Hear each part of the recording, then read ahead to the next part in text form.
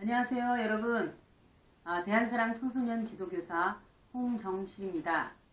오늘 여러분하고 우리나라 역사가 왜 그리고 어떻게 왜곡이 되었는지 한번 그 실체를 한번 알아보는 시간을 갖도록 하겠습니다. 자, 결론적으로 말씀드리면 지금 우리가 살고 있는 이 동북아는 역사 전쟁 중입니다. 여러분 혹시 센카쿠 열도라고 들어봤죠? 뉴스를 아마 보셨을 것 같은데요. 이 센카쿠 열도는 어느 나라와 어느 나라가 지금 이 센카쿠 열도를 둘러싸고 지금 치열하게 논쟁을 벌이고 있죠. 그렇죠. 일본과 중국이었습니다. 그렇죠? 자, 지금 독도는 바로 우리나라와 또한 일본이 지금 치열하게 공방을 벌이고 있죠. 그리고 중국은 또 이에 질세라 또 우리나라 고구려 그리고 여러분들이 발해라고 알고 있는 바로 대진국의 역사까지 지금 송두리째 자신의 역사로 편입시키는 동북공정 프로젝트를 2007년 5월에 벌써 이미 완료를 했습니다. 자, 이렇게 뜨겁게 지금 동북아는 역사 전쟁 중입니다. 지금 우리하고 일본이 뜨겁게 쟁점화되고 있는 독도에 대한 영상을 한번 보시죠.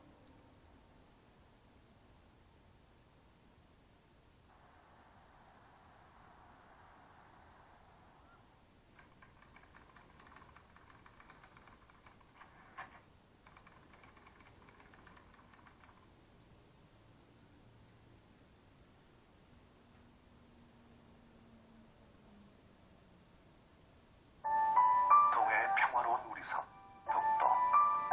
이곳에도 아픈 과거가 있었습니다.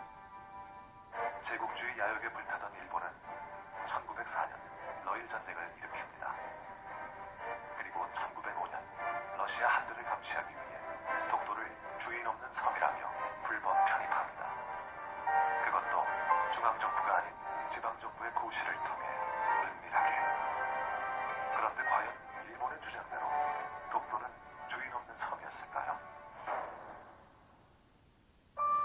1145년에 발간된 삼국사기를 포함하여 한국의 수많은 옛 문헌과 지도는 독도를 오랜 옛날부터 한국의 영토로 기록하고 있습니다.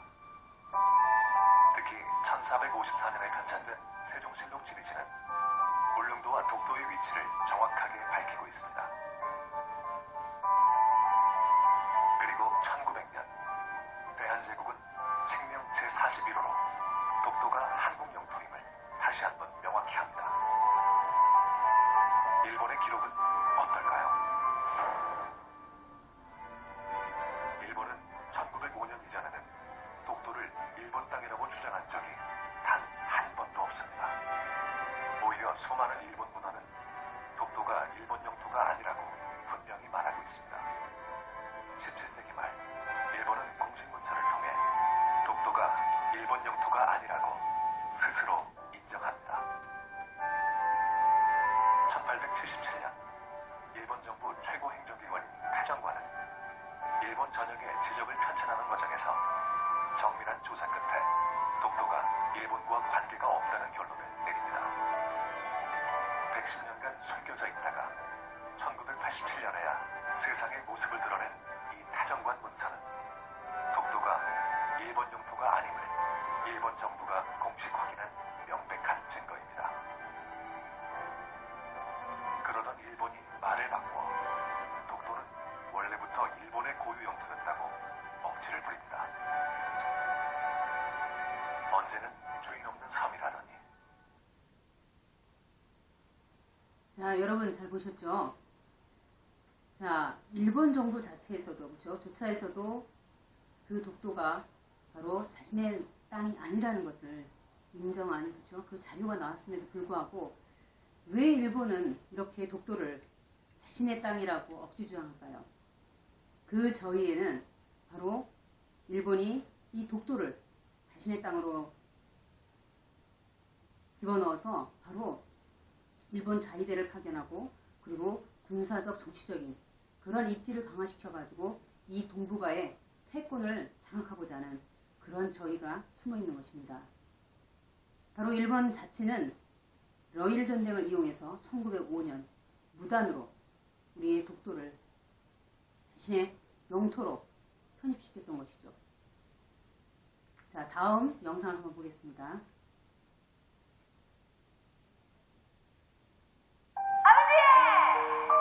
아무것도 몰랐어. 같이 장난으로서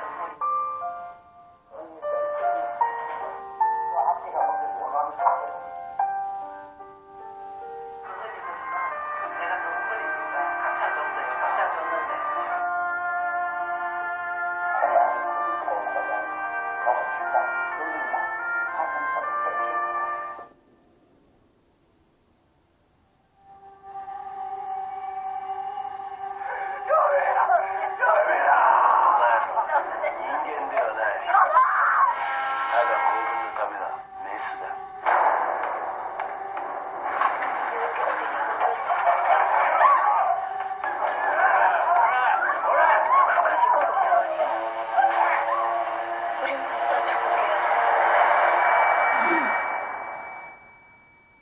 여기가 지옥이다, 야.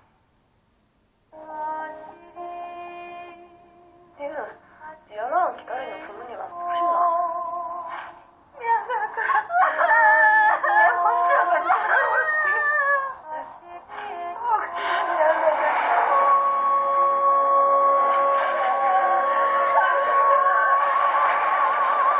이제 곧 다 끝나겠나?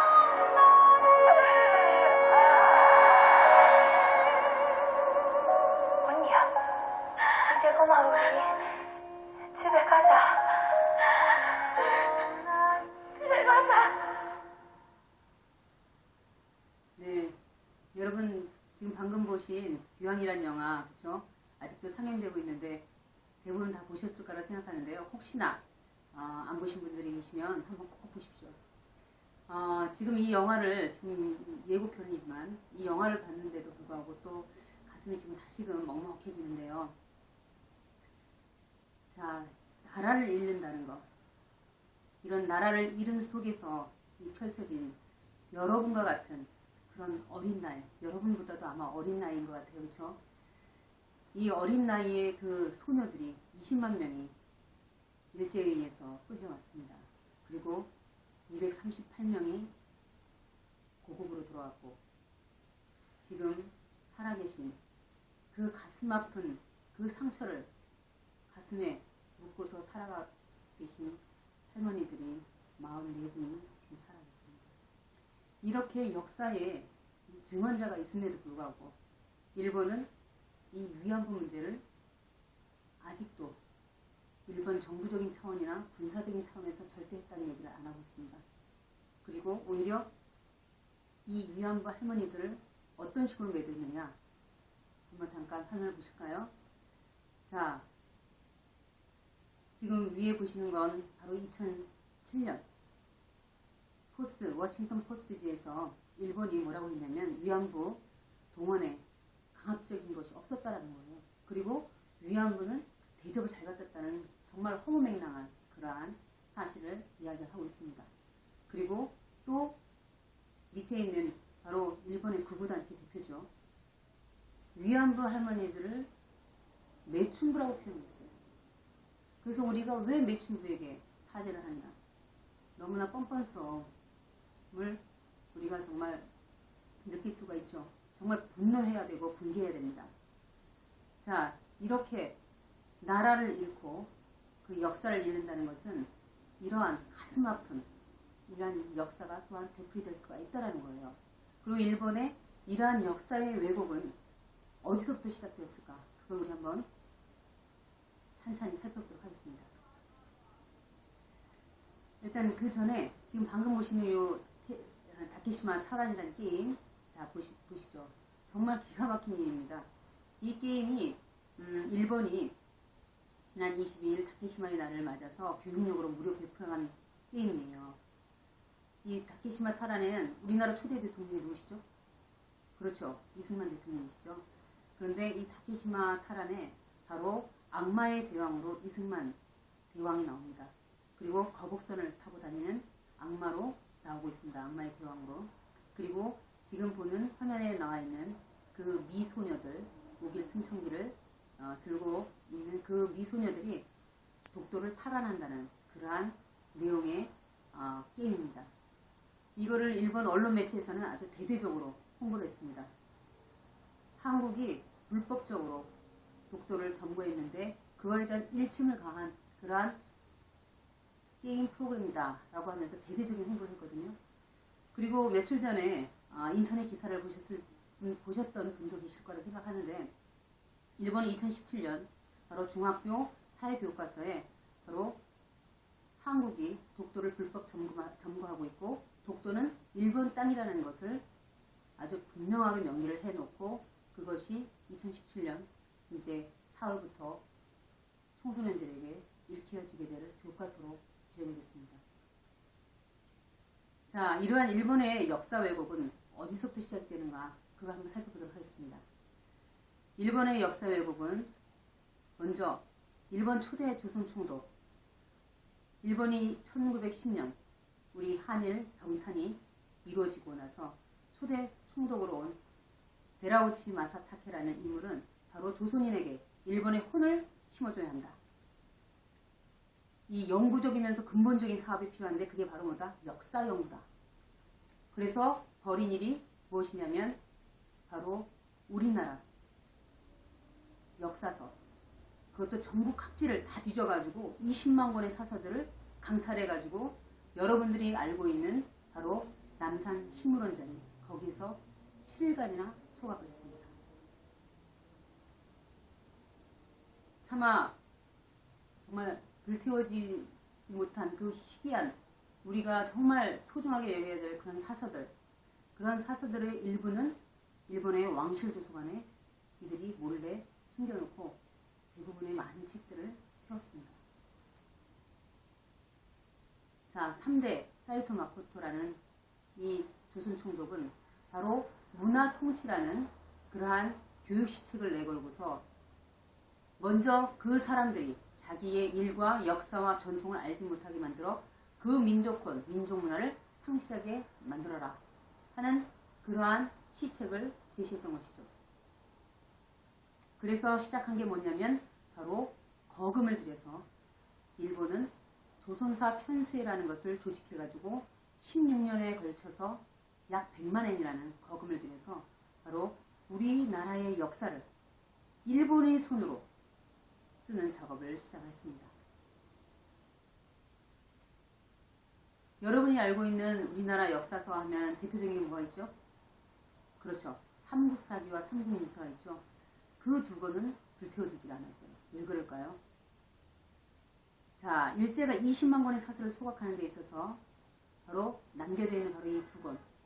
삼국사기는 김부식이라는 그 인물이 바로 중국을 떠받드는 사대주의 성향으로 해서 썼던 역사서이기 때문에 우리나라 역사 왜곡에 아주 좋은 자료가 될 수가 있는 거죠. 그리고 또한 삼국유사 역시도 바로 이변이라는 스님이 쓴 사서이다 보니까 불교적인 그러한 색채가 가미된 그러한 사서이다 보니까 이 특히 삼국유사는 바로 우리나라 단군 조선이 신화화되는 데 있어서 결정적인 자료를 빌미를 제공해주는 그러한 사서가 됩니다. 그걸 한번 이따 볼게요. 바로 이 조선사 편수회에서 앞장서서 우리나라 역사를 왜곡한 그 주범이 바로 누구냐? 이만희슈류라는 인물입니다. 금소령이라고도 하는데요. 이 이만희슈류와 바로 우리나라 사람 이병도라는 그 두 사람이 바로 우리나라 역사를 왜곡하는 데 앞장을 섰습니다. 그래서 특히 이만희슈류는 바로 우리나라가 선생님 때도 단군은 실존한 국가가 아닌 신하라고 배웠어요. 그 결정적인 역할을 한 인물이 바로 이 이만희슈입니다. 자, 지금 화면 보셨죠? 보시고 있죠? 자, 여기에 자, 삼국유사 정독본에 뭐라 되어 있어요? 환국이라고 그쵸? 버젓이 되어 있습니다. 근데 경도제대 영인본이라는 것은 뭐냐면 복사본을 얘기하는 건데 바로 환인으로 버젓이 고친 자국이 보이죠? 자, 서교 환국, 옛적에 환국이라는 나라가 있었다라는 그 표현이 지금 영인본에 보면 어떻게 해요? 서기환인으로 바뀌어서 일개 개인으로 바뀌어버렸어요. 그래서 바로 삼국 유사의 이러한 조작이 우리나라 단군 조선을 신화화하는 결정적인 빌미를 제공하게 됩니다.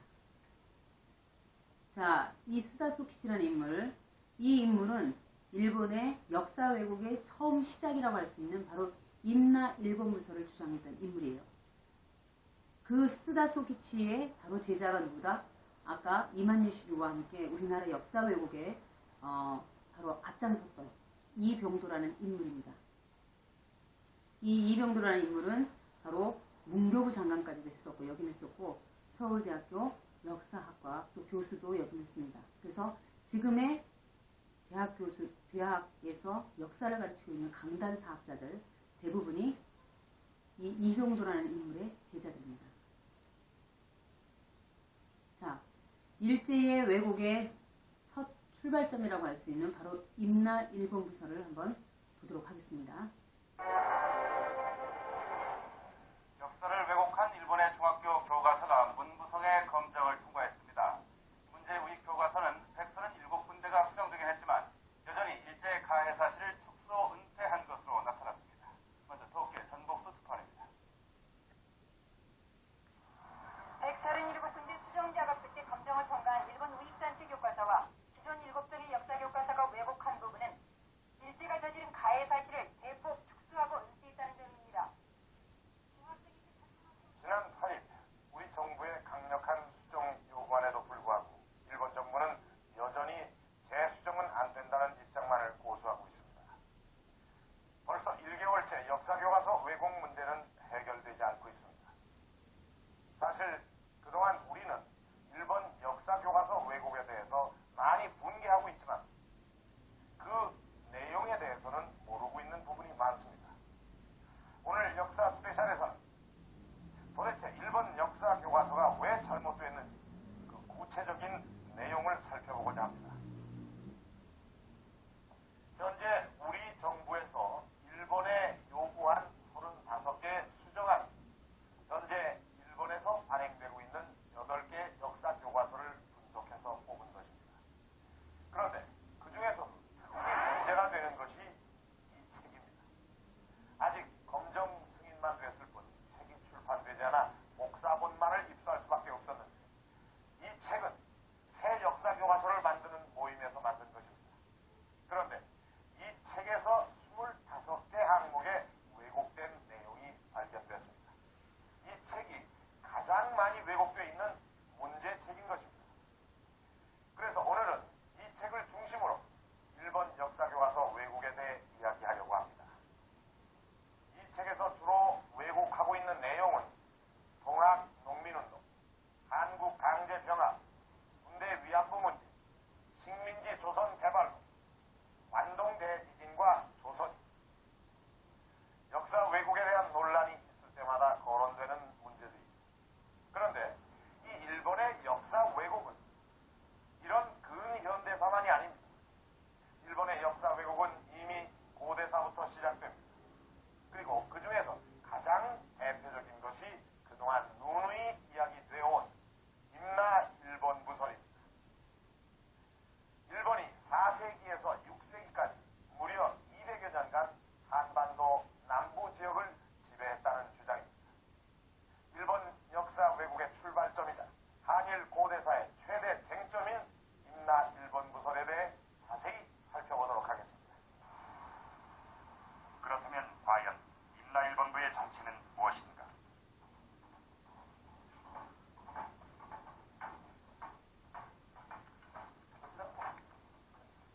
취재팀은 나라현에 있는 한 도서관에서 일본에서 가장 오래된 역사서인 일본 서기 필사본을 만날 수 있었다.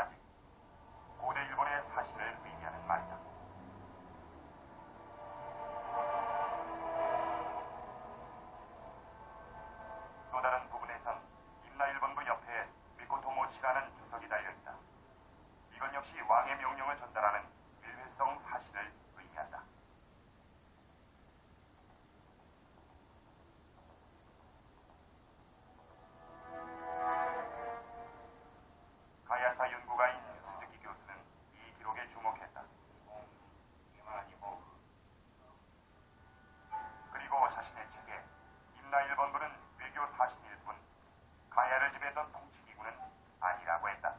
日本というのは、日本という言葉は7世紀の後半にならないとできませんから、多分和風、あるいは大和の御文字、大和の司というふうに呼んだものを日本書紀ができた時に多分8世紀になって日本譜とこういうふうに呼んだものです。でその日本譜の実態ですけれども、それは人間の集団だと思います。何か政治の組織であるとか、大和政権の今名を支配するそういう組織であるというそういうことではないと思います。いずれも今で言うと外交施設あるいは外交活動をするための人々です。日本のですね、古墳からは鉄蹄と言いますけれども、このバチの形をした鉄板が出てくるんですね。でこれが鉄器を作る材料ですね。でそれで鉄器を作るわけです。で日本の4、5世紀4世紀5世紀という時期には日本では鉄を作れないんですね。そこで茅から鉄の原料を輸入してそれで鉄器を作るわけです。 이미 4세기 첫째가 곳으로 무장한 강력한 고대 국가인 가야가 외의 철기 문화를 수출한 것이다. 그런 영향으로 일본에선 가야보다 100년 늦은 5세기 이후에 철 제품들이 다량으로 나타난다. 가야 지역에 생산되는 철을 수입해가기 위한 그런 그 선진문물의 수입이라고 하는 아주 중요한 이해관계가 있고, 이 선진문물의 수입을 고대 일본 내에서 누가 장악하느냐, 그 교역권을 누가 장악하느냐에 따라서 고대 일본 내에서는 누가 왕자가 되느냐로 갈림이 됩니다. 따라서 이건 단순한 무슨 유행의 패션을 받아들이는 게 아니고 고대 일본 내에서 누가 정권을 차지하느냐 하는 그런 아주 중요한 키가 됩니다. 고대, 철은 강력한 국가를 형성하는 데 필수적인 요소였다. 고대 일본은 가야의 철과 선진 문물을 수입하기 위해 임나일본부라는 외교 사신이 필요했다는 것이다. 임나일본부설은 세계 2차 대전이 끝난 뒤 1960년대 접어들면서 그 허구성이 증명되기 시작했습니다. 일본 사학자들 스스로 이 임나일본부설은 잘못됐다고 인정을 한 것입니다. 그렇다면 왜 지금까지도 임나일본부설이 일본 교과서에 실리고 있는 것일까요? 사실 일본이 일본이라는 국호를 사용한 건 670년, 7세기 후반 들어서입니다. 그 이전에 일본은 왜로 불렸으며 지금껏 그 정확한 실체조차 분명히 밝혀지지 않은 도저히 하나의 독립된 나라라고는 할 수 없는 그런 존재였습니다. 그런 시기에 한반도 남부 지역을 식민 지배했다. 이렇게 아무런 설득력이 없는 임나일본부설을 포기하지 않는 건 그 이면에 일본의 우월성을 강조하려는 뜻이 숨어있기 때문입니다. 일본 역사 교과서 왜곡은 이러한 배경 속에서 시작됐습니다. 그리고 그들은 고대 동아시아 정세, 그러니까 고구려, 백제, 신라, 그리고 일본과 중국의 관계마저도 사실과 전혀 다른 모습으로 바꿔놓기에 이릅니다. 자, 잘 보셨죠? 자, 임나일본부설이라는 건 뭐냐면 간단하게 얘기하자면 일본이 4세기에서 6세기 약 200년 동안 우리나라의 남부지역, 그 당시 가야 지역이죠. 가야국을 자신들이 통치를 했다는 거예요. 근데 여러분이 지금 이렇게 화면에서 본 것처럼 영상을 통해서 시청한 것처럼 어때요? 바로 일본은 바로 이 임나일본부라는 그 일본 서기에 기록된 내용처럼 바로 임나일본부라는 것은 뭐예요? 바로 외교 사절을 얘기합니다. 사절단을. 그리고 일본이란 용어 자체가 7세기, 그쵸? 7세기에 쓰여졌다는 얘기는 지금 이 임나일본부가 뭐예요? 4세기에서 6세기 동안, 그쵸? 일본이 우리나라 남부 지역을 통치했다는 얘기인데 말이 안 맞겠죠, 그렇죠? 자, 그래서 일본 학자들조차도 인정을 했던 그 임나 일본 무설의 허구를 지금 일본은 여전히 쓰고 있고, 아베 정권이 들어서면서도 또다시 임나 일본 무설이 불거져 놨다는 얘기죠. 일본은 결코 역사 왜곡을 포기하지를 않고 있습니다. 자, 다음 보시죠. 자, 아까 말씀드렸던 그 우리나라 사람이면서도 자, 일제시대 때 일본 이만희 슈리와 함께 우리의 역사를 왜곡하는데 앞장섰던 바로 이병도라는 인물은 바로 누구냐? 우리나라를 팔아먹은 이완용과의 바로 수포와 조카 관계입니다. 이병도는 우리의 역사, 우리 민족 혼을 팔아치웠다면 이완용은 우리의 땅, 바로 우리의 나라를 팔아먹은 인물들입니다. 자, 이병도라는 인물이 이제 임종을 앞두고 친구 최태용 박사를 통해 가지고 권유와 설득을 통해서 자신의 잘못을 뉘우치고 그리고 이렇게 신문에 기고를 했습니다. 단군은 신하가 아닌 우리의 국조다라는 것을. 그런데 제일 반기를 든 인물들이 누구일 것 같으세요? 여러분들. 바로 그 이병도가 길러낸 제자들이었습니다. 왜? 이병도를 통해 가지고 우리나라 단군은 신하로 인식하고 공부를 했고 그걸로 석사, 박사를 마친 인물들인데, 그렇죠? 이병도라는 그 스승이 단군은 신하가 아닌 실존 국조다, 우리 국조다라고 얘기하니 그들 입장에서는 너무나 큰 충격이겠죠, 그렇죠? 그리고 자신들의 지금 기득권이 아주 위태로운 상태 아니겠어요, 그렇죠? 그러니까 어떻게 나왔냐? 바로 자신의 스승인 이병도를 늙어서 노망이 났다라는 표현까지 쓰면서 매도를 했습니다. 자, 그런데 이러한 단군이 신하가 아닌 역사라는 것을 역사학자가 아닌 바로 교육 행정학과에서 근무하는 공무원이 또한 이것을 이 역사적인 사실을 또한 파헤쳤습니다. 한번 잠깐 보시죠. 고조선의 건국 신화로 알고 있는 단군 신화가 신화가 아니라 실제로 있었던 역사라는 사실을 입증한 책이 나왔습니다. 일제가 삼국 유사에 나오는 고조선 관련 기술을 변조했다는 겁니다. 우상욱 기자입니다. 고려의 승려 이련이 쓴 역사책 삼국유사입니다. 현재 출간된 대부분은 단군의 아버지인 환웅이 환인의 서자인 것으로 기술되어 있습니다. 하지만 문제의 인자는 한자체 국자에 가필된 흔적이 역력합니다.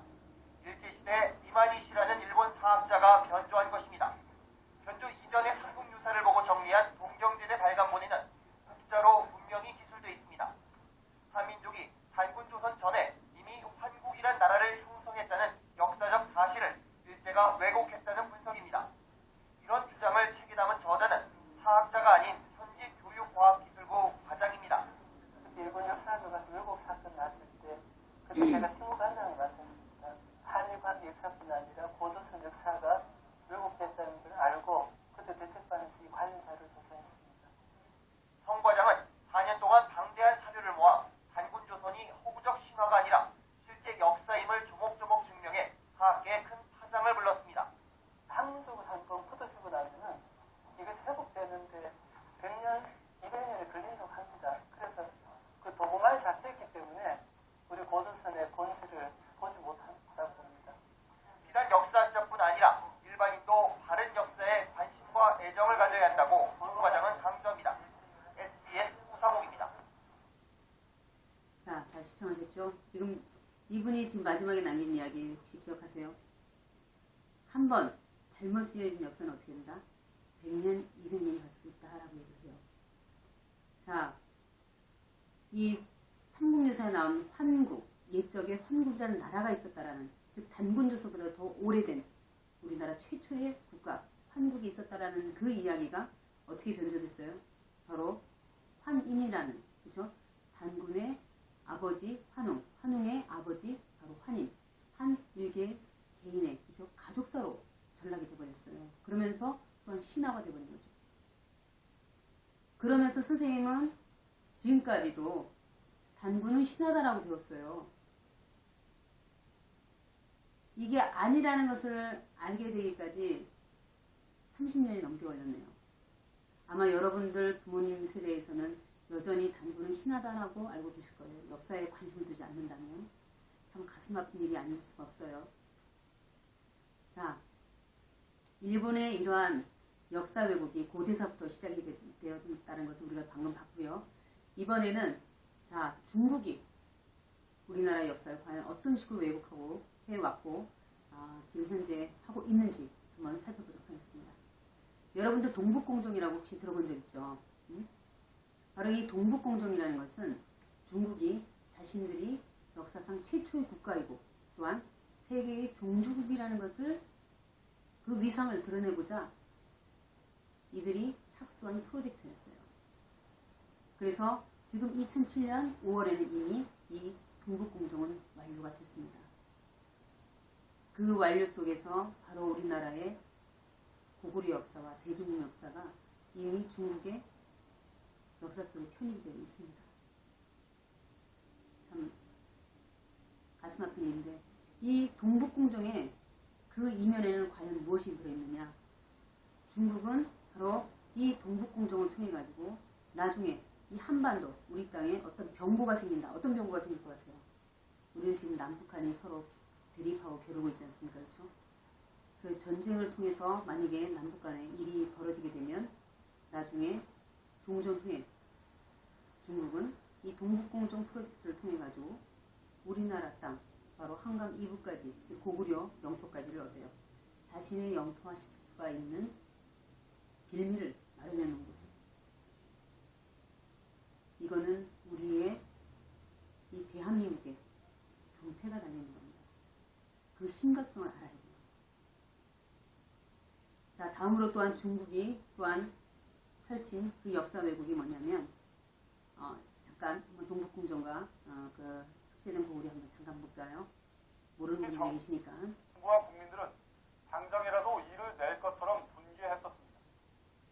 그러나 그때뿐이었고 그 틈을 타 중국은 교과서를 붙이고 박물관들을 새로 지어 고구려사를 자신의 것으로 만드는 작업을 하나하나 이루어갔습니다.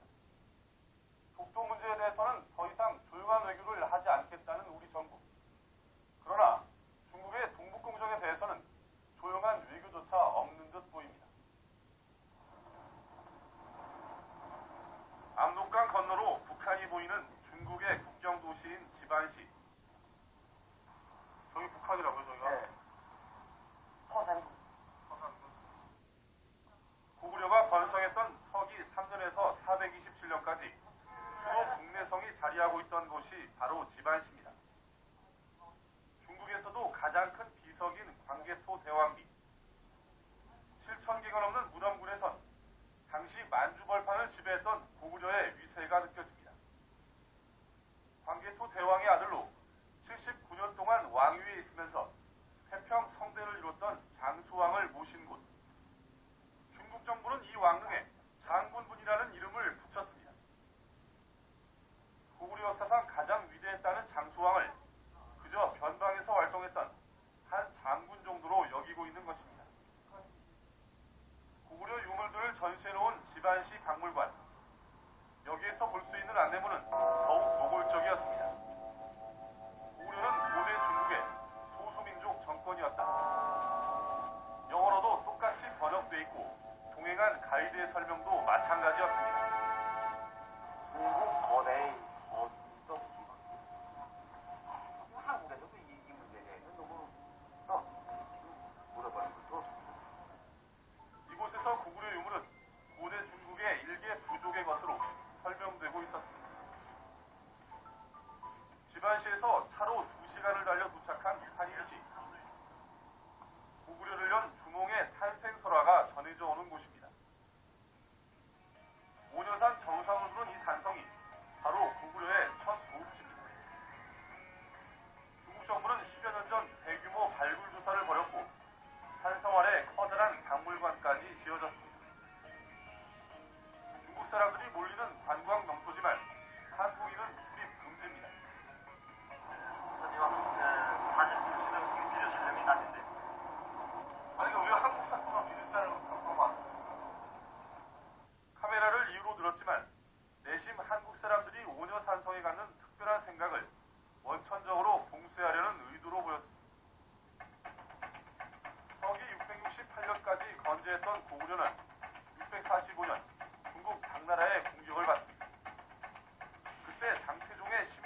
진격을 막아냈던 안시성, 양만춘 장군과 고구려인의 기상을 엿볼 수 있는 안시성토도 한국 사람의 접근을 막고 있습니다. 입구에선 녹슨 편말에 사절 참관이라고 적혀 있습니다.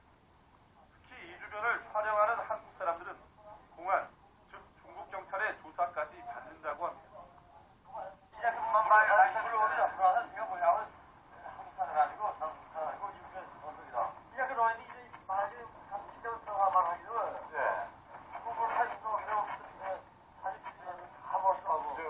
공항에 전화하고 그러면 다 뺏기고 그런다겠죠. 한국 사람들에 대한 경계가 심해진 것은 지난 2004년 이들 고구려 유적지가 유네스코로부터 세계문화유산으로 지정된 이후부터라고 합니다. 중국 정부는 이 지역을 안내하는 가이드들을 전부 한족으로 바꾸려고 했었습니다. 이 계획은 무산됐지만 조선족 가이드들에게 특별 지침이 내려졌는데 고구려를 중국의 일부로 안내하라는 것이었습니다. 그것도 모자라 우리 국정원 같은 국가안전부까지라서 감시한다는 것입니다. 근데 지금 이제 무슨 그거잖아요. 이제 관광시장에서 가이드라고 가이할 때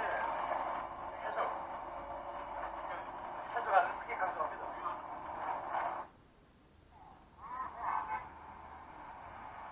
동북궁정, 동북 삼성의 역사를 중국 역사로 편입시키기 위해 중국 정부가 지난 2002년부터 펼쳐온 일련의 작업을 일컫는 말입니다.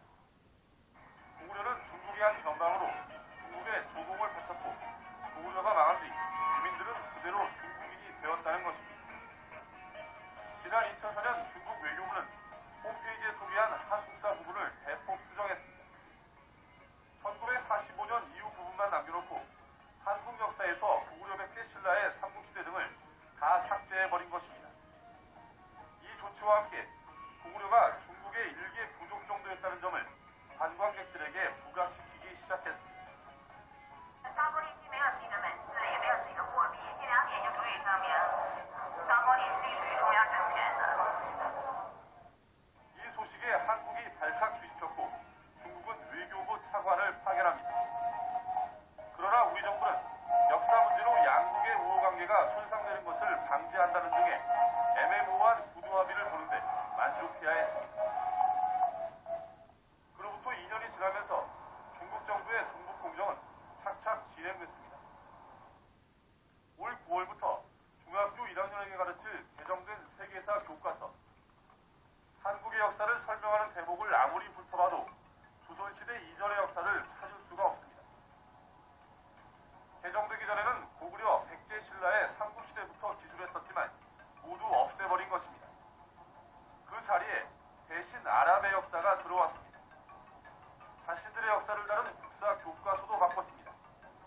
예전에는 고대 중국 수나라의 양제가 고구려와 3차례 싸웠으나 모두 패했다는 내용이 있었습니다. 고구려와 중국이 서로 다른 나라였음을 인정하고 쓴 것인데 개정된 교과서에서는 아예 고구려와 관련된 모든 부분을 빼버린 것입니다. 이처럼 교과서 개정을 통해 고구려를 한국의 역사에서 배제시킨 중국 정부는 한편으로 대규모 박물관 등을 지어 고구려 유물들을 전시하면서 고구려가 중국의 일부였음을 널리 알리고 있었습니다. 지난해 문을 연 윤영성 박물관은 송, 원, 명청 등 중국의 모든 왕조의 유물을 전시하고 있습니다. 철저한 보안 속에 개관을 준비 중인 3층은 고구려 유물들로 채워져 조만간 일반에 공개될 예정입니다. 它是诞生什么时候的地方？诞生哪儿啊？在6月7，上面主要是讲辽河文化。 일단 여기까지 할까요? 辽代。 자, 얼마나 중국이 치밀한 저 계획을 세워서 계획하에서 2002년부터 2007년 5월까지 동북공정을 추진했는지 여러분은 지금 잠깐 보셨는데요. 자, 2004년부터 중국은 이 고구려의 유물유적을 어때요? 유네스코의 자신들의 유물유적으로 등재를 했어요. 그걸로 그치지 않고 우리나라의 대표 민요 중에 여러분들 아는 게 뭐가 있어요? 혹시 아리랑 들어봤죠? 이 아리랑 그리고 판소리 등 우리나라의 민속 노래 이제 이런 것들이 지금 이미 중국은 2006년에 유네스코에 13개 정도가 자신들의 것으로 등재를 했습니다. 이렇게 눈뜨고 이렇게 코를 베가는 그런 중국입니다. 지금.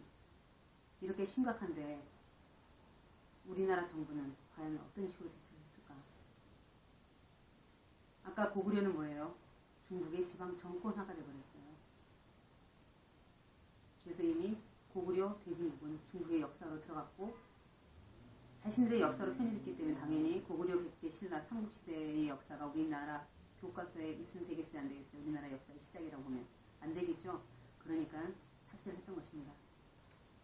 자, 중국이 또한 주장하는 또 왜곡 중에 하나가 기자조선입니다. 자, 단군조선 다음에 그 단군조선의 그 법통을 이어받은 게 어디다? 바로 기자조선이라는 거예요. 근데 중요한 건 뭐냐면 그래서 우리나라 역사는 보다 3100년 전에 시작됐다라고 얘기하는 거죠. 훨씬 중국보다 뒤늦게. 그런데 이 기자라는 인물에 관한 사료는 사실 BC 300년경부터 등장을 하게 됩니다. 그리고 기자에 관한 사료가 또 제대로 된 게 없어요. 그래서 사실은 이 기자조선은 유명무실한데 이 중국은 또한 이 기자조선을 주장을 하고 있죠. 그래서 이러한 중국의 또 주장을 또 뒷받침하면서 바로 일본은 자신들의 역사보다 더 짧게 만들기 위해서 위만조선을 또한 이야기합니다. 여러분들 위만이라고 들어본 적 있죠? 여러분들 아마 교과서에는 위만조선으로 배웠을 거예요. 그렇죠? 이 위만이라는 인물은 바로 단군조선 시대 때 바로 두 단군들이 번안과 마안에서 통치를 했습니다. 그리고 바로 단군께서는 바로 진안을 직접 통치를 하셨고 그래서 바로 이 번안을 통치했던 부단군 바로 준왕 때 바로 이 위만이라는 인물이 자신들의 병사를 이끌고 와서 항복을 했단 말이죠. 자신들을 받아달라고. 근데 이 위만은 뭐냐면 한고조 유방에 바로 신임을 얻었던 연왕으로 연왕으로 올린 바로 노관이라는 인물이 있어요. 바로 이제 한고조 유방과 같은 위양 친구이면서도 또한 한고조 유방이 많이 신뢰했던 인물인데 연왕으로 임명을 하고 나서 바로 이 유방이 죽자 유방의 부인인 여태우가 바로 공신들을 다 숙청합니다. 그때 노관은 목숨을 건지기 위해서 바로 흉노 쪽으로 피신을 하게 되고 바로 이 노관의 부하인 바로 위만이 자신들의 병사를 이끌고 바로 이 번안 바로 준왕이 통치하고 있는 번조선에 귀화를 하게 됩니다. 귀화를 하게 되죠. 그때 위만을 받아주지 말았어야 되는데 이제 받아주면서 바로 그 다음 해에 이 정권을 찬탈하는 인물입니다. 이 정권을 찬탈한 이 위만이라는 인물이 바로 우리의 단군조선의 국통을 이었다라는 것은 정말 말도 안 되는 일이고 천인공노할 일이죠. 자, 그리고 나서 중국은 또한 뭘 가지고 얘기하느냐? 한사군을 얘기합니다. 이 한사군은 일본이 아주 절대적으로 뒷받침을 해주고 있어요. 한사군이라는 게 뭐냐면 마한진한 번안이라는 마한진한 번안이 아니라 인번, 현둔 이런 네 개의 한나라, 한고조, 한무제가 바로 현번, 임둔 이러한 네 개의 군대를 설치했다는 거예요. 근데 그걸 어디 있다? 바로 평양, 이북에서 설치했다는 거예요. 낭랑. 들어봤죠? 낭랑. 진번, 현둔. 선생님 때는 이 한사군은 반드시 시험에 필수적인 문제로 나왔어요. 왜 한무제가 우리나라를 정복해서 설치한 이 군사 통치 기구를 왜 우리는 외워야 했는지도 모르겠고 왜 시험 문제에 항상 출제되는지를 이해할 수가 없지만 이러한 한사군이 바로 평양 이북에 설치되어 있었다는 거예요. 그런데 바로 이 한사군은 지금 중국에 갈석산이라고 있어요. 그쪽인 낭랑. 그쪽을 이야기하고 있다는 거죠. 그걸 지금 우리의 제하사학자들이 그걸 입증해내고 있거든요. 근데 바로 이 한사군이 바로 이 평양 이북 땅에 설치되어 있다라고 주장하는 것이 말도 안 되는 주장이 바로 이제 이 한사군 설입니다. 자, 지금 중국은 이러한 역사 왜곡뿐이 아니라 지금 어때요? 중국의 만리장성이 원래는 산하이간에서 이게 시작이 돼가지고 자위관으로 끝나게 되는데요. 자, 2009년, 2012년 계속해서 어떻게 해요? 늘어가고 있죠. 왜 그럴까요? 지금은 바로 흑룡강성까지 지금으로 얘기하자면 대진국 그 지역까지 우리나라 대중국이었던 그 흑룡강성까지 지금은 만리장성이 고무줄처럼 늘어나 있어요. 이 일이 왜 일어난 걸까요? 여러분도 알겠지만은 이 만리장성이라는 것은 이 북방민족의 침입을 막기 위해서 중국이 만든 거거든요. 근데 중국이 이렇게 만리장성을 늘릴 수밖에 없는 그 이유가 있습니다.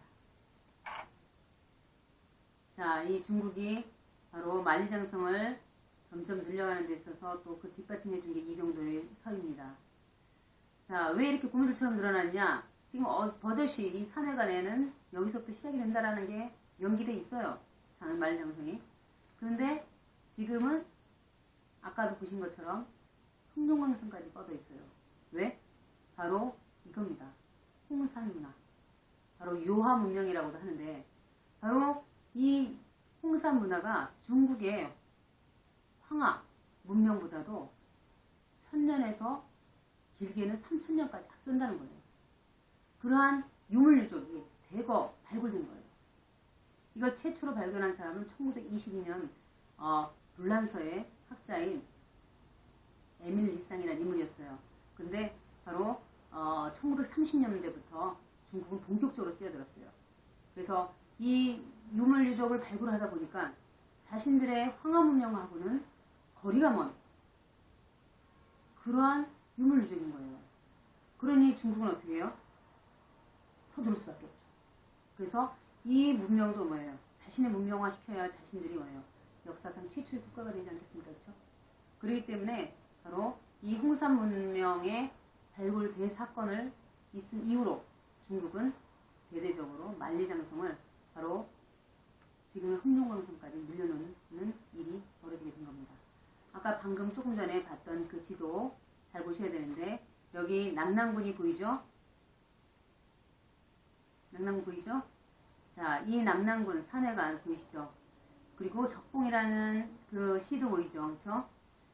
바로 이 적봉시에서 이제 적봉시 이 부근이 바로 이 홍사 문명이 발굴된 현장입니다. 그리고 그 아까 얘기했던 한사군 했었죠 선생님이. 그 한사군에 바로 낙랑, 임둔, 현번 그 바로 한사군이라는 데가 바로 지금 저렇게 초록색으로 표시된 그 남낭군 그 갈석산 지역 그쪽이 바로 한무제가 얘기했던 바로 이 한사군 그 통치기구를 설치했다는 그 곳이다라고 추정을 하고 있는 겁니다. 왜? 바로 사마천의 사마천이라는 그 인물을 아시죠? 사기를 쓴 중국의 역사학자인데 그 사마천의 사기에서 사마천은 한사군을 바로 우리 이 한강 이북에 설치했다라고 쓴 적이 없어요. 기술이 없어요. 그냥 낭낭을 언급했을 뿐이지. 한사군이 있었다.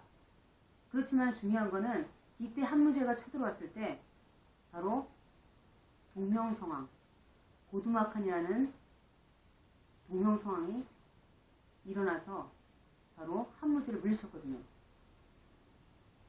근데 어떻게 우리나라 땅에 버젓이 이 한사군이 설치가 될 수 있었겠어요. 그렇죠? 자, 아까 보셨던 그 적봉시 이쪽 부분에 바로 이 홍산 문명이 발굴이 됐고 이거는 세계 최고의 가장 오래된 문명이었다는 거예요. 그래서 황하 문명에서는 보통 중국은 토광묘를 쓰는데 비해서 바로 이 적봉시 쪽에서 바로 이 홍산 문명에서 발굴된 이 묘의 형태는 바로 적석총. 즉 돌무덤이었다는 거죠. 석가묘. 자, 그게 이제 여러분도 예전에 배웠겠지만 고구려 시대 때 대표적인 또 무덤 형태가 적석청이지 않습니까? 그렇죠? 그래서 바로 이 여기서 발굴된 대부분의 홍사 문명은 바로 어디다?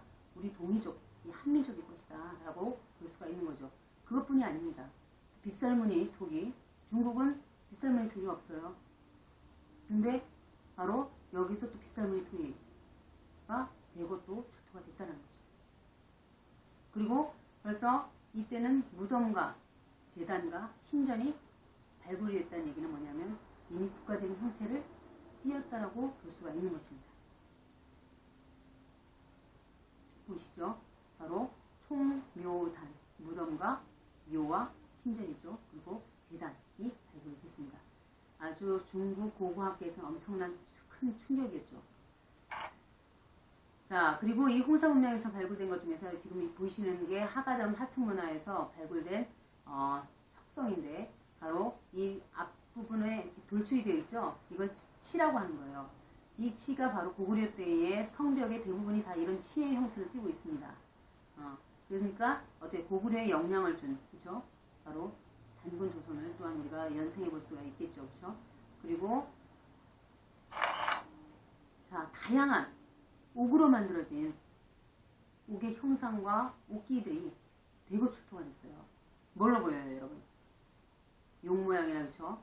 그리고 오른쪽에 있는 건 곰 모양. 그래서 우리가 단군 조선, 단군 신화로 우리가 알았을 때, 그쵸? 곰이 어떻게 됐어요? 마늘과 쑥을 먹고 여자로 변했다고 얘기하잖아요. 바로 이거는 바로 이 곰을 토템으로 숭상했던 웅족을 얘기하는 겁니다. 그러니까 이것도 또한 어때요?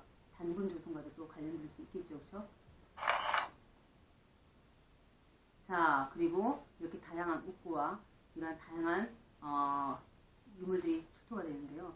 이 옥이라는 것은 지금 현대의 기술로도 사실은 다루기 힘든 그러한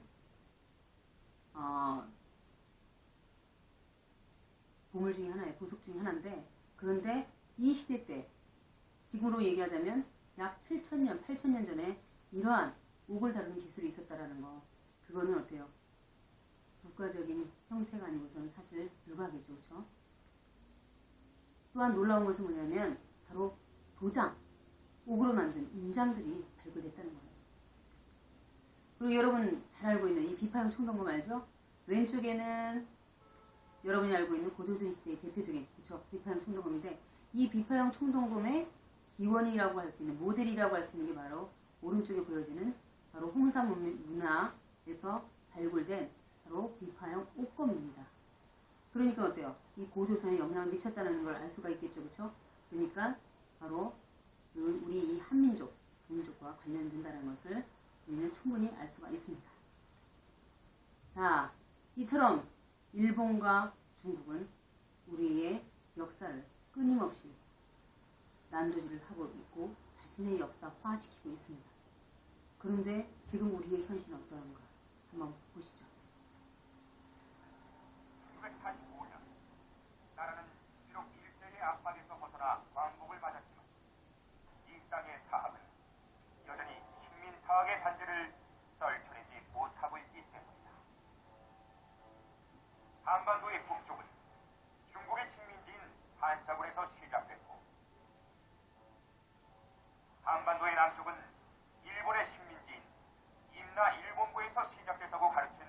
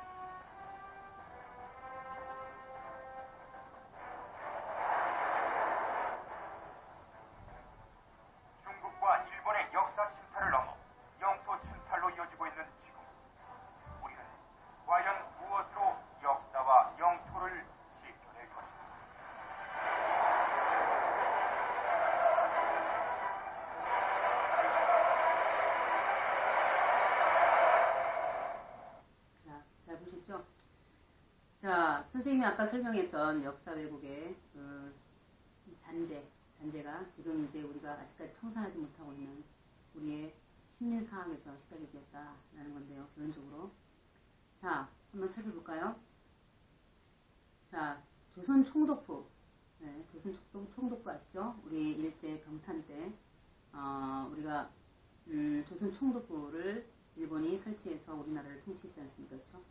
식민 통치를 했는데 그 조선 총독부의 학파의 계보를 이렇게 살펴보면은 이 이만희 주류, 아까 우리 단군 조선을 어때 신화화시킨 그 인물이죠. 대표적인 인물. 이 이만희 주류가 바로 그 뿌리가 돼서 그래서 바로 1세대, 2세대 바로 인물들이 출연하게 되는데요. 그 제자가 바로 이만희 주류의 제자 이병도라는 인물이 바로 조선 총독부 수사간부로 있었고, 그리고 아까도 말씀드렸던 것처럼 여러분한테 서울대학교 교수로도 역임했고 또 문교부 장관과 국사편찬위원까지 했었습니다. 그리고 바로 신속호라는 인물 역시도 조선 총독부 수사간부로 있었고 또 국사편찬위원회와 또 고려대 교수로 또 역임을 했었죠. 그리고 이들이 배출해낸 또 2세대 바로 그 제자가 이기배, 김철준, 김원룡이라는 인물입니다. 이러한 인물들이 지금 현재 국사편찬위원회라든가 또는 국립박물관장이라든가 이러한 기득권을 차지하고 있는 인물들이에요. 이러한 인물들이 또한 3세대, 4세대 그 제자들을 배출해냈겠죠. 그렇죠? 그래서 3세대에 노태돈 외에 여러 인물들이 있고 그리고 4세대에 바로 한국교원대학교 교수로 있는 송호종이라는 인물도 있습니다. 이 송호종이라는 그 한국교원대 교수 같은 경우에는 선생님이 알기로 작년인가 EBS에 단군은 신하다라는 본인의 저서를 가지고 또한 강의를 한 적이 있습니다. 자, 이렇게 기득권을 가지고 있는 강단 사학자들 앞에서 정말 이렇게 신민사학과 한국 고대사라는 것을 언급하기는 가능하겠어요? 불가능하겠어요? 불가능하겠죠. 지금 이 화면에 나온 이분은 바로 역사 전문가인데 이러한 기득권자들 앞에서 그들이 싫어하는 바로 이 신민사학 또는 한국 고대사를 언급했다가는 어떻게 됐다? 바로 학계에서 배제가 됐을 뿐더러 시간 강사조차도 하나도 잡지를 못했다는 거예요. 이게 우리의 지금 역사의 현실인 거예요. 지금 우리 한국사는 독립운동사를 가르치지 않아요. 그렇죠, 여러분? 여러분 교과서에서 독립운동사에 대해서 자세히 공부해봤어요? 정작 이 땅의 역사 교과서는 일제 식민사관의 틀에 여전히 갇혀있는 것입니다. 자, 아까 얘기했던 선생님이 얘기했던 그 한사군이에요. 이게 바로 한강 2부까지 편도, 그렇죠? 낭랑, 진번, 인둔군, 이게 한무제가 우리나라에 설치했다라는 한사군인데 통치기구를 설치했다는. 그런데 말 그대로 아까도 얘기했듯이 한사군은 뭐예요? 있지도 않은, 아까 그 낭랑이라는 데는 어디였어요? 적공시에 가까웠던 그 중국 땅 그쪽이었고요. 그리고 한무제는 우리나라 고두막한, 그러니까 동명성왕한테 대패를 하고 돌아갔습니다. 그런데 어떻게 통치기구를 설치하겠어요? 그렇죠? 근데 그 일제가 만들어 놓은 그 왜곡된 역사를 그대로 답습을 해서 지금 한국교원대, 지금 역사 선생님들 배출해내는 그런 한국교원대의 교수진들이 만들어 놓은 교과서예요. 한국사. 버젓이 우리 한강 2부까지, 그렇죠? 이 한사군이 설치되어 있죠. 참 너무나 한심스럽고 가슴 아픈 일입니다. 여러분, 이게 이 사진 보면 이게 어디라고 생각하세요? 뭐예요? 그렇죠. 숭례문이죠. 숭례문. 그렇죠? 우리나라 국보 제1호로 등재되어 있어요. 그렇죠? 근데 선생님이 이 자랑스러운 문화재 왜 남대문을 갑자기 뜬금없이 여기에다 실었을까? 다음 사진 볼까요? 이건 뭐예요? 우리나라 보물 제1호. 바로 동대문이죠. 근데 왜 이 자랑스러운 문화재가 갑자기 일본 역사 왜곡 식민사관 얘기하다가 선생님이 실어놨을까요? 우리의 역사의 현실을 또한 얘기하고자 선생님이 여기 실어놓은 거예요. 자, 숭례문 그리고 이 동대문은 사실 1905년도에 흔적도 없이 사라질 뻔했어요. 바로 조선사령관이었던 이제 일본 조선사령관이 이 용산을 신도시를 개발하자 해가지고 바로 이게 걸림돌이 된다 해서 이 두 우리가 사대문이 있었죠. 그렇죠? 근데 대부분을 다 없앴는데 지금 남아있는 게 이 숭례문과 동대문이 남아있죠. 왜 이 두 곳은 남겨졌을까? 바로 일본 거류민단 단장이 이 두 곳을 파괴하는 것을 극구 말렸어요. 왜? 바로 아까 앞에 봤던 이 숭례문은 바로 일본의 임진왜란 때 일본 가든 청정이란 장수가 이 숭례문을 통해서 한양에 입성을 했기 때문에 너무나 소중한 전승기념물이라는 거예요. 그리고 바로 다음에 아까 보여줬던 이 동대문. 이 동대문은 바로 일본의 소서행장이 이 문을 통해 가지고 한양에 입성을 했기 때문에 이것 역시도 뭐다? 기려야 할 전승기념물이라는 거죠. 그래서 이 두 대문을 남겼던 것입니다. 그것을 우리의 문화재청에서 바로 이 조선총독부에서 관보를 통해서 지정한 이 문화재 국보 보물 제1호, 2호 보이시죠? 여러분. 자, 이 남대문, 동대문 이거를 그대로 우리나라 문화재청에서 답습을 해가지고 국보 제1호, 2호로 보물 1호로 등재했던 것입니다.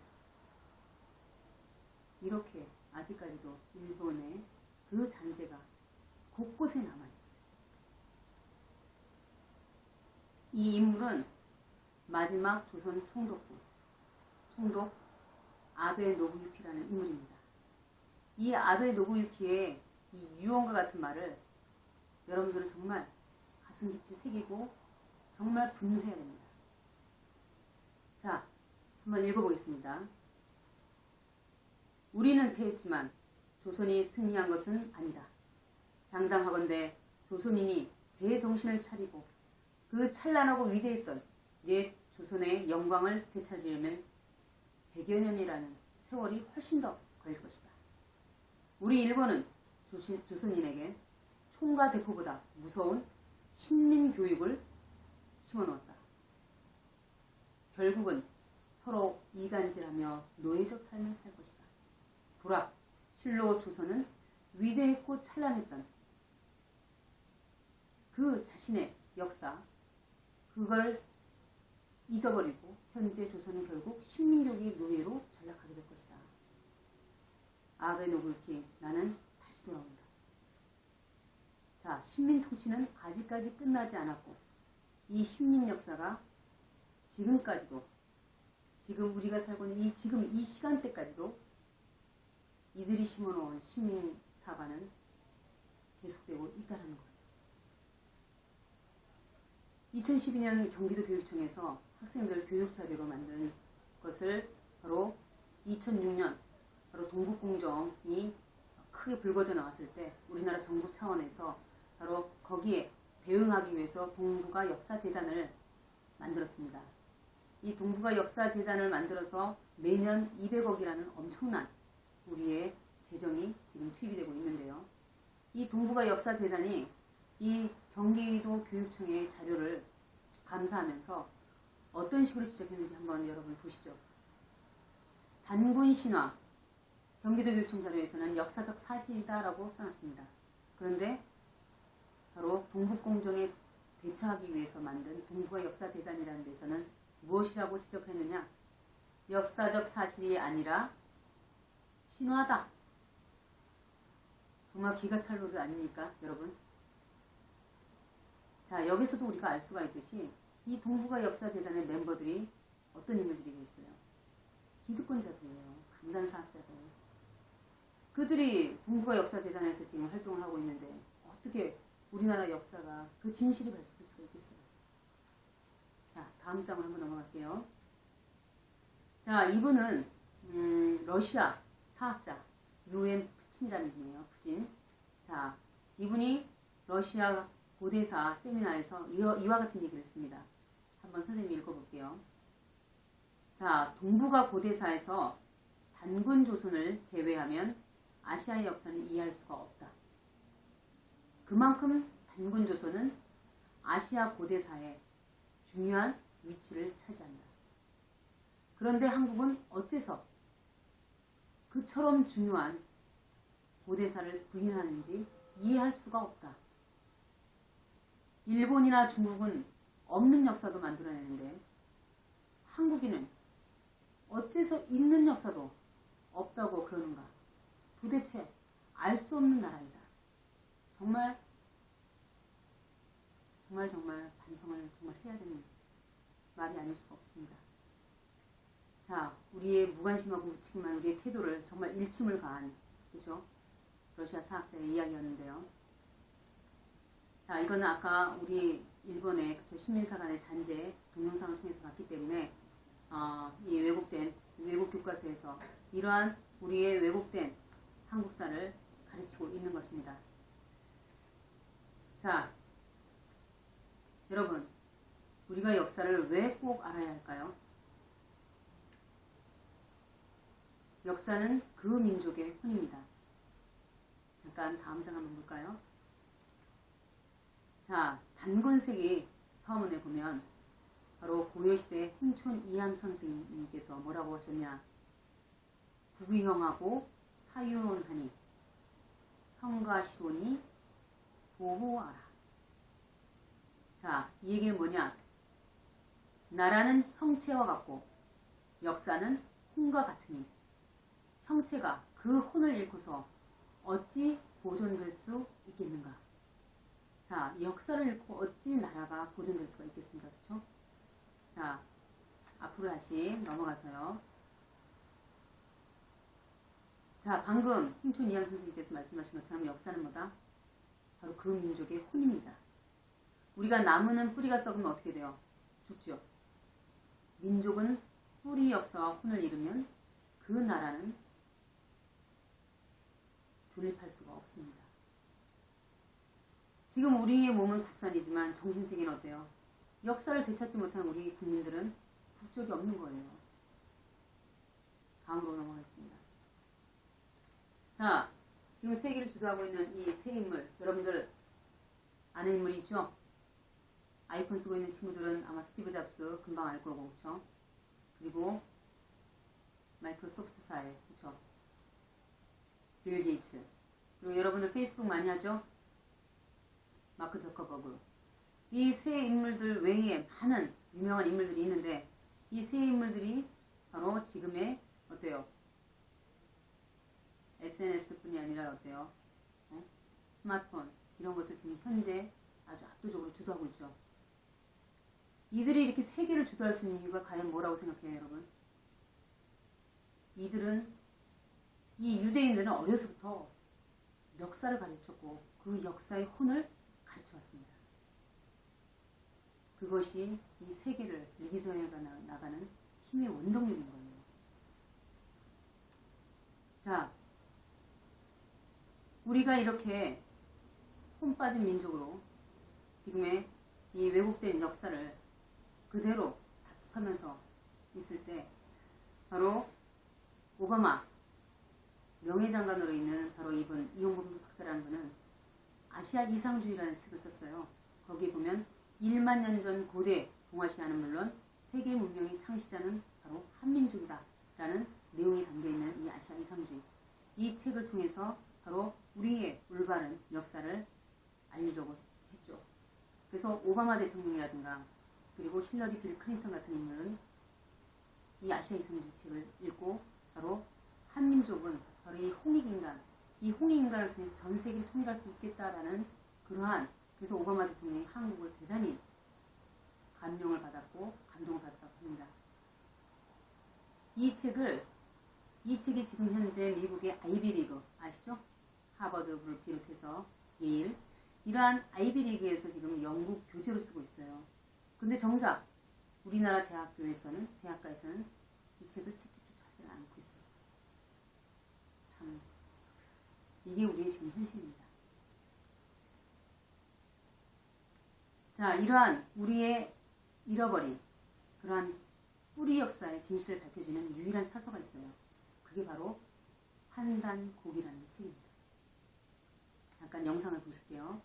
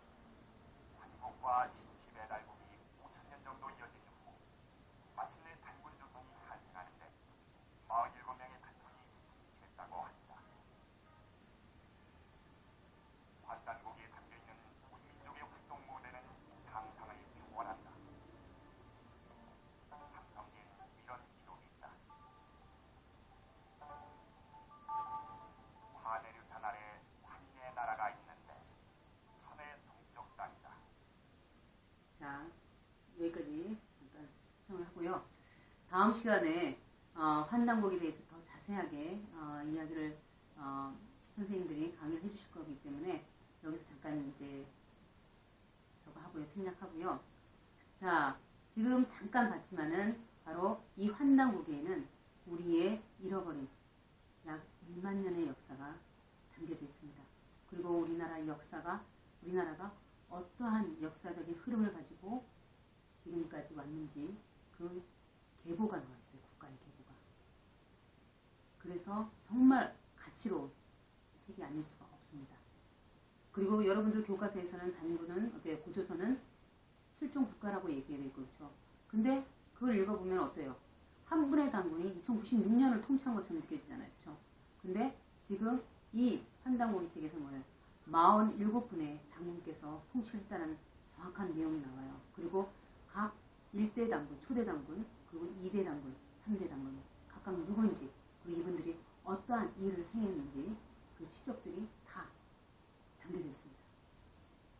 이 책을 편찬한 분은 누구냐면 운초 계연수라는 선생님이세요. 이분은 독립운동가이자 또한 역사학자십니다. 자, 이분이 바로 이 약 1000여 년에 걸쳐, 즉 신라시대의 고승인으로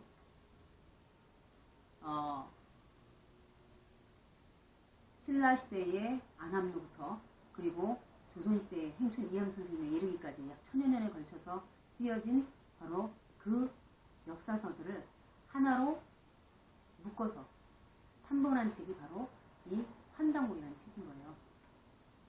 그래서 1911년에 홍범도 장군 아시죠? 독립운동으로 유명한 분이죠. 오동진 장군께서 개인의 개인의 개인 돈을 투자해가지고 바로 이 환단곡이 초간번 30부를 간행을 했고, 그리고 배달 의숙이다, 신흥무관학교 다 아시죠, 여러분들? 그러한 바로 독립운동, 독립군들을 배출해내는 그러한 학교에서 바로 이 기현수 선생님께서 바로 배달 의숙에서 가르쳐왔던 또한 사설이기도 합니다. 그런데 너무나 안타깝게도 1920년도에 이 기현수 선생님께서 바로 일본의 그 밀정에 의해서 바로 사지가 절단되는, 이어서 압록강에 버려지는 그런 끔찍한 일을 당하시게 되죠. 그래서 그분의 제자인 바로 한암단 이유립 선생님께서 자신이 배웠던 그 책을 고스란히 가지고서 바로 월남을 하게 됩니다. 그래서 지금 우리 손에 우리가 배울 수 있게 된 아주 소중한 사서가 바로 이 환단곡이에요. 자, 근데 이 환단곡에 대해서 일부에서 특히 강단사학이겠죠. 시민사관을 지금 벗어나지 못하고 있는 이 강단사학에서는 바로 글자, 문화라는 표현, 그러한 표현들을 꼬투리를 잡고서 본질적인 부분이 아닌 지엽적인 부분을 매달려가지고 이 책 자체가 위서다라고 치부해버리고 보지도 않는다라는 거예요. 이 역사학자로서의 학문적인, 그죠? 학문적인 제대로 된 태도냐는 얘기죠. 이게 위서고 소설과 같은 이야기라면 왜 온초 교수 선생님께서 일본 밀정에 의해서, 일본군에 의해서 그렇게 사지가 절단되는 그 죽음까지 당해야만 했을까? 여러분들 소설을 썼는데 그런 죽음까지 당하겠어요? 이러한 희생 속에서 태어난 간직해온 그러한 환단곡입니다. 자, 이러한 환단곡의 그 값어치는 정말 이루 말할 수가 없습니다. 여러분들이 다음 시간에 그 자세한 내용을 한번 듣고요. 사실 세조 때부터 해서 성종, 예종 이때 우리나라 소중한 사서들이 많이 수고가 됐어요. 왜? 그때는 사대주의가 팽배했기 때문에 중국에 배치될 수 있는, 또 중국보다 역사가 길면 안 되지 않습니까? 그렇죠? 그러한 내용들은 다 어떻게 했다? 다 수거해서 우리의 사고 속에 감춰두거나 또는 불태웠다는 거죠. 그래서 완전히 없어질 뻔했던 그 소중한 책들이 환단곡에서는 그대로 인용이 되어 나와요. 얼마나 소중한 책입니까? 자, 이러한 환단고기가 위서가 아닌 진서라는 것을 이러한 역사학자가 아닌 바로 천문학자가 이걸 밝혀줬어요. 13세 흘달 당군 때 어떤 일이 있었느냐? 바로 오성치루 현상이 있었습니다. 오성치루라는 게 뭐냐면 바로 우리가 수성, 금성, 화성, 목성, 토성이 일렬로 이렇게 늘어서는 현상을 얘기하는 건데요. 이 오성치루 현상이 13세 흘달 당군 때 일어났었다는 것을 서울대 박창범 교수라는 분이 시뮬레이션으로 돌려보고 그것을 입증을 했어요. 그리고서 하늘에 새겨진 우리의 역사라는 책까지 냈습니다. 그런데 그거 역시도 강산사연선이 입증하지 않았습니다. 자, 그래서 이 환단고기에는 바로 우리가 알고 있는, 우리가 지금 쓰고 있는 한글의 그 기원이 바로 가림토 문자, 단군조선 시대 때 3세 가륵 당군 때 만들어진 가림토 문자에서 시작됐다는 것 또한 기록되어 있고요. 그리고 자, 우리나라의 국통맥, 우리나라의 계보가 어떻게 환구, 배달, 그리고 단군조선, 북부역, 고려, 대진국, 고려, 조선으로 이렇게 쭉 뻗어 내려왔다라는 우리의 국통맥을 유일하게 밝혀주고 있는 바로 너무나 소중하고 아주 귀중한 사설입니다. 자, 그래서 여기서 보면은 바로 이 단군조선에서 고구려를 이어주는 바로 북부역에 대한 내용이 아주 자세하게 북부역에 나와 있는데요. 그건 다음으로 넘어가도록 할게요. 자, 그리고 아까 얘기한 것처럼 바로 사서 수거형으로 해서 지금은 존재하지 않는 대병경이라든가 삼성밀기, 이런 진영유기, 조대기 이러한 사서들이 환단고개는 그대로 인용이 되어 있습니다. 정말 완전히 사라질 뻔했던 그러한 사서들이 역사서가 이렇게 환단고개는 인용이 되어 있어요. 얼마나 가치로운 책입니까? 자, 마지막으로요. 여러분 긴 시간 동안 잘 강의를 들어줬는데 우리 마지막으로 여러분 나이에 이 나라를 되찾고자 독립운동에 앞장섰던 유관순 열사의 마지막 이야기를 한번 여러분과 함께 읽고 한번 가슴 깊이 한번 느껴봤으면 좋겠습니다. 자, 선생님이 읽을게요. 내 손톱이 빠져나가고 내 귀와 코가 잘리고 내 손과 다리가 부러져도 그 고통은 이길 수 있사오나 나라를 잃어버린 그 고통만은 견딜 수가 없습니다. 나라에 바칠 목숨이 오직 하나밖에 없는 것이 이 소녀의 유일한 슬픔입니다. 자, 여러분 나이 17세의 그 꽃다운 나이에 그쵸? 정말 끔찍한 옥고를 치르면서도 이 나라에 바칠 목숨이 오직 하나밖에 없다라는, 그래서 그것이 가장 유일한 슬픔이라는 이 유관순 열사의 그 뜨거운 그 애국에 그거를 이 대한사랑 홍보기자단에 지원한 여러분들이 그 마음을 가지고 임했으면 좋겠습니다. 선생님이 오늘 강의한 우리나라에 아직 청산되지 않은 그 신민사관, 그 신민사관이 심어놓은 그 역사, 왜곡된 그 역사의 현장, 그 실체를 여러분과 함께 공부를 해봤는데요. 이것 하나하나를 여러분들이 파헤치고 또한 세상 사람들, 우리 국민들에게 제대로 올바른 역사를 알려주는데 여러분들이 정말 다 같이 동참을 했으면 좋겠습니다. 하여튼 긴 시간 여러분들 이렇게 선생님 강의 들어줘서 너무나 고맙습니다.